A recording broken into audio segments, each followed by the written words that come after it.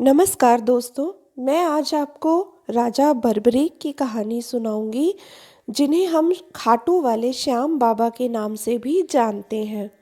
यह मैं आपको राजस्थान के लोक गाथा में बताई जाने वाली कथा सुना रही हूँ।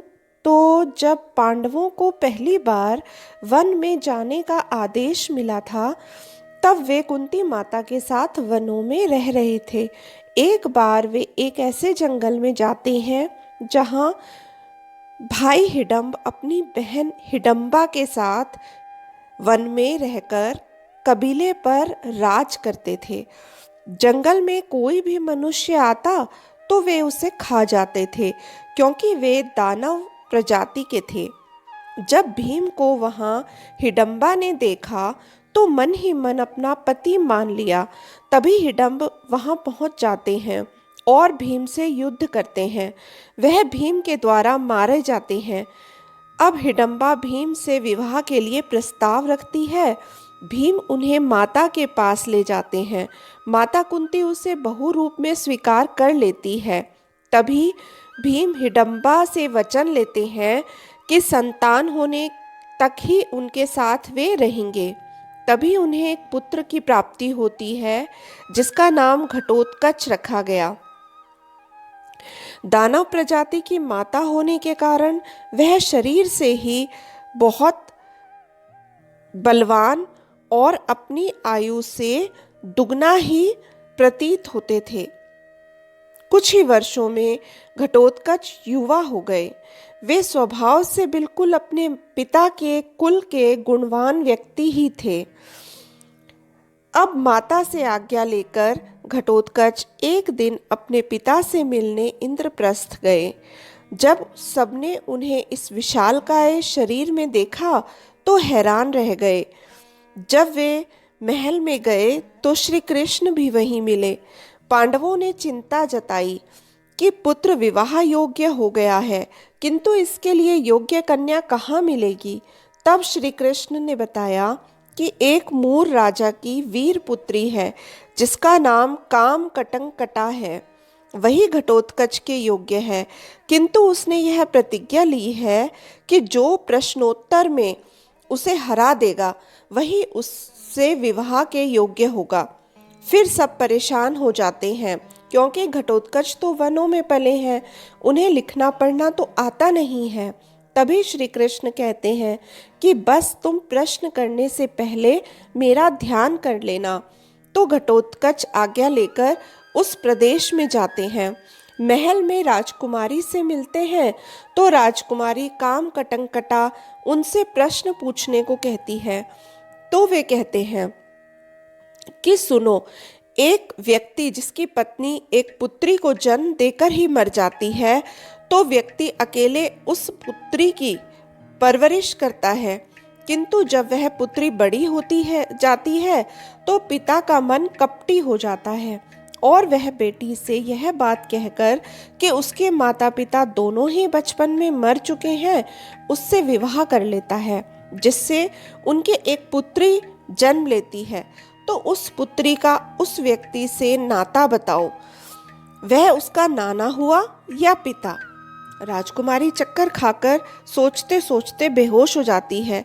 तब शर्त के अनुसार उन दोनों का सभी पांडवों और श्री कृष्ण की उपस्थिति में विवाह हो जाता है। विवाह के बाद घटोत्कच अपनी पत्नी को लेकर फिर हिडम्बा के पास लौट जाते हैं।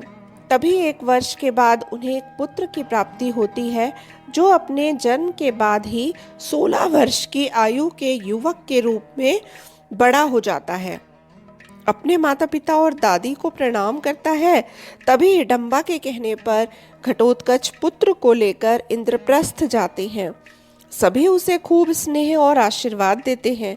युधिष्ठिर उनके घुंघराले केशों को देखकर उन्हें बर्बरीक नाम देते हैं। पांडव उन्हें द्वारिका जाकर श्री कृष्ण से आशीर्वाद लेने के लिए कहते हैं। फिर वे द्वारिका जाते हैं। वहां घटोत्कच बालक को उपदेश देने के लिए श्री कृष्ण से कहते हैं। तब श्री कृष्ण से बर्बरीक प्रश्न करते हैं कि मैं अपने कुल का कल्याण कैसे कर सकता हूँ। तब श्री कृष्ण ने उनका मार्गदर्शन करते हुए बताया कि महासागर संगम में जाकर तुम तपस्या करके देवी को प्रसन्न करो। बर्बरीक ने ऐसा ही किया। तब देवी ने प्रसन्न होकर वर मांगने के लिए कहा और उन्हें ऐसा वरदान मिला कि अपार शक्ति के लिए वे अजय रहेंगे। उन्हें 3 बाण और एक नीला घोड़ा भी प्राप्त हुआ। तब देवी माँ ने बताया कि इस स्थान पर एक विजय नाम का ब्राह्मण तपस्या के लिए आएगा। तुम्हें तब तक यहीं रहकर उसकी तपस्या में सभी बाधाओं को दूर करना होगा। उन्होंने ऐसा ही किया। कई भयंकर राक्षसों को भी मारा। उधर भीम सहित सभी पांडवों को जुए में हारने के बाद जब अज्ञातवास में रहने का निर्णय हुआ तो वे भी घूमते हुए इसी स्थान पर आए। कहते हैं कि जब भीम प्यास और गर्मी से परेशान हुए तो उन्हें यहाँ एक दिव्य जल का सरोवर दिखा। तब वे इसमें स्नान करने के लगे तो बर्बरीक ने उन्हें रोका। भीम नहीं माने तो दोनों में युद्ध होने लगा। तब सभी देवी देवता प्रकट हो गए और युद्ध रोककर बर्बरीक को बताया कि ये तुम्हारे बाबा जी हैं, भीम। बर्बरीक को सुनकर बहुत पश्चाताप हुआ। वे तुरंत तलवार लेकर अपना सिर काटने चले। तब देवी ने उन्हें रोक कर कहा कि इस तरह अपने प्राण मत खो पुत्र। जरूरत पड़ने पर यह शीश का बलिदान करना ही उचित होगा। तब वह विजय ब्राह्मण की तपस्या पूरी होने पर अपने माता पिता के साथ हिडम्ब वन में चले गए। तभी कुछ दिनों के बाद उन्हें पता चला कि महाभारत का युद्ध होने वाला है और कौरवों की विशाल सेना में बड़े बड़े महारथी हैं, जबकि पांडवों के साथ श्री कृष्ण सारथी रूप में साथ दे रहे हैं। तब उनकी युद्ध देखने की बड़ी भारी इच्छा हुई।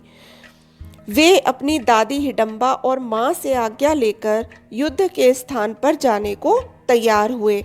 चलते हुए उन्होंने यह प्रतिज्ञा ली कि हारने वाले का ही वे साथ देंगे और सामने वाली सेना को परास्त कर देंगे। अब युद्ध में जब पांडव कई बड़े कौरवों के योद्धाओं को मार चुके थे तब वे युद्ध जीतने ही वाले थे। जब श्री कृष्ण को पता चलता है कि बर्बरीक को युद्ध में कोई हरा नहीं सकता और वे कौरवों का साथ दे सकते हैं तो वे वीर बर्बरीक से मिलने जाते हैं। बर्बरीक से सब बातें कहते हैं कि वह युद्ध में कौरवों का साथ न दे, इससे धर्म की हानि होगी। तब बर्बरीक ने कहा कि वह प्रण कर चुके हैं कि हारने वाले की तरफ से ही युद्ध लड़ेंगे। तब वह यह निर्णय लेते हैं कि वह अपने शीश का दान देकर अपने प्राणों का अंत कर लेंगे। किंतु उन्होंने श्री कृष्ण से वर मांगा कि वे अपनी आंखों से यह युद्ध देखना चाहते हैं। तो श्री कृष्ण ने उनके शीश को सदा अमर रहने का आशीर्वाद दिया। वीर बर्बरीक के कटे हुए शीश को एक पर्वत पर स्थापित किया गया। तब कहते हैं कि युद्ध समाप्त होने पर वह शीश नदी में प्रवाहित किया गया और फिर श्री कृष्ण ने उन्हें यह भी आशीर्वाद दिया कि कलयुग में तुम्हारी अनन्य भक्ति की जाएगी और मेरे ही एक नाम श्याम से तुम जाने जाओगे। तब राजस्थान में एक खाटू राज्य था जिसके राजा थे खटांग, जिसमें एक रामदीन नाम का ग्वाला जब गाय चराने जाता था तो एक गाय एक स्थान पर जाकर खड़ी हो जाती थी और उसका सारा दूध अपने आप ही चोने लगता था और वह ग्वाले को दूध नहीं देती थी। जब ग्वाले ने खुद जाकर एक दिन देखा तो उसने राजा को सब बात बताई। राजा खटांग ने वहां खुदाई का आदेश दिया। जब खुदाई होने लगी तो जमीन के नीचे से आवाज आई कि धीरे धीरे खुदाई करो भाई। तो वहां से कहते हैं कि शालिग्राम रूपी विग्रह प्राप्त हुआ, जिसे स्थापित कर राजा ने मंदिर बनवाया। इस तरह खाटू धाम में वही वीर बर्बरीक श्याम बाबा के रूप में भक्तों को दर्शन देते हैं और उनके सब दुख दूर करते हैं। वर्तमान समय में हम धाम पर जाते हैं, किंतु उनकी क्या कथा है वह हमें अवश्य जानना चाहिए। यही हमारी सच्ची श्रद्धा और भक्ति होगी। अब मैं आपसे विदा लेती हूँ। इस कहानी को सभी श्याम भक्तों को शेयर कीजिए। अच्छी लगी हो तो लाइक कीजिए। सुनने के लिए धन्यवाद और नमस्कार।